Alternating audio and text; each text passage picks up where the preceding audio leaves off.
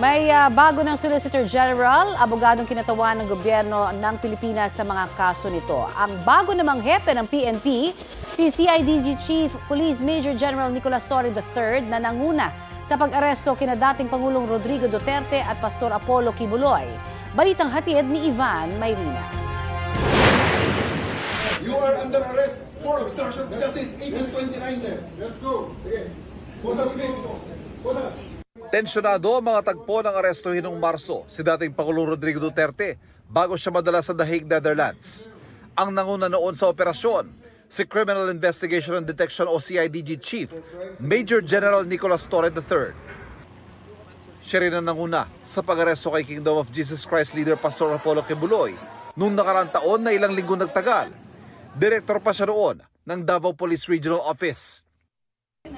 Ang dalawang malalaking misyong ito, kabilang daw sa mga naging dahilan sa pagpili kay Torre bilang bagong hepe ng Philippine National Police simula June 2 ayon sa palasyo.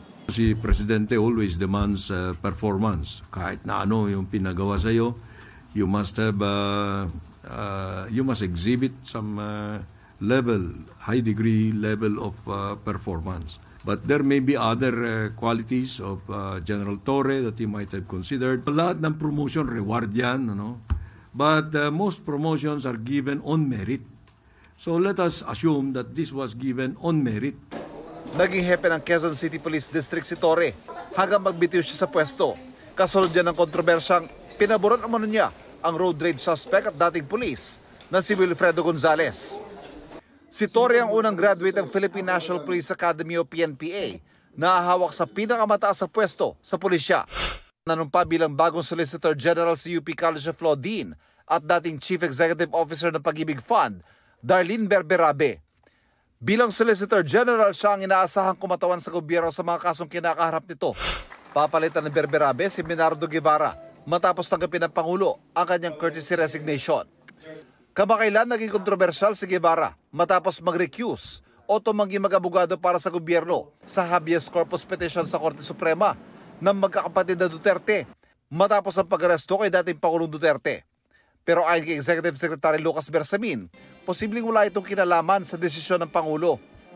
I don't think that was a factor at all. He and the President had a conversation about this and the President respected his ethical decision to recuse.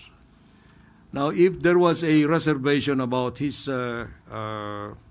professionalism at that time, the President could have already removed him.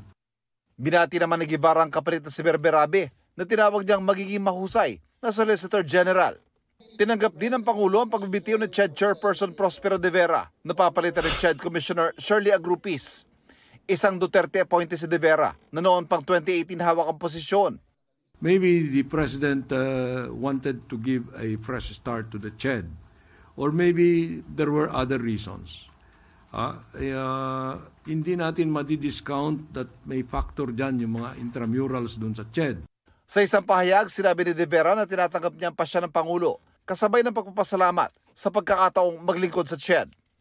Hindi naman tinanggap ng Pangulo ang courtesy resignation ni Interior and Local Government Secretary John Vic Remulla, Justice Secretary Boying Remulla at Defense Secretary Gibo Chodoro, kaya mananatili sila sa pwesto.